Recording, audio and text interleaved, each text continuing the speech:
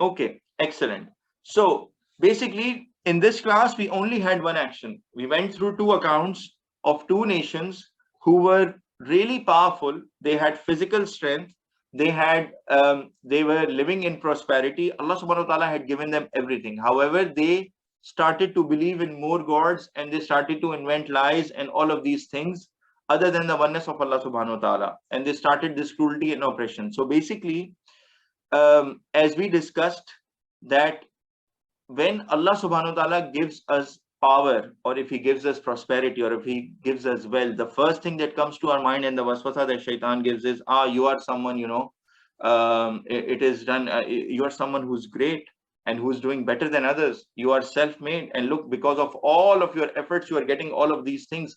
Don't get this in this trap of shaitan. And jazakumullahu khairan for all of you guys. You guys also shared multiple examples that this also means, as an action for us, that we should be humble, and we should stay humble, because the opposite of being arrogant is being humble, despite all of the things that Allah subhanahu wa ta'ala grants us. And anyways, this everything is given to us by Allah subhanahu wa ta'ala, and eventually we will die and return back to him if we believe in this.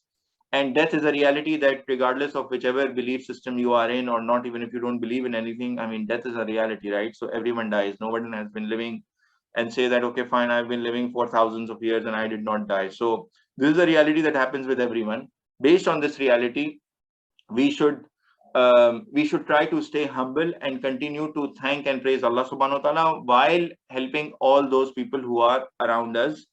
Otherwise, if we grow in arrogance and if we grow in power, and Allah subhanahu wa ta'ala can take back this power and take back this prosperity as well. Even today, Allah subhanahu wa ta'ala also mentioned in the Holy Quran that he can easily replace a nation, as we heard in the story of the nation of Ad.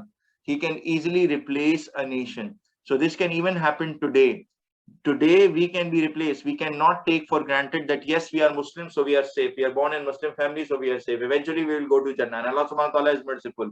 No, we need to strive hard to follow the guidance of Allah subhanahu wa ta'ala, and even we can face punishment, and we do follow, and we do face punishments. It's just a matter of realizing. Even today we face severe punishments from Allah subhanahu wa ta'ala. It's just a matter of realizing and asking for his forgiveness, so that it can be averted for us in this world as well as in the hereafter.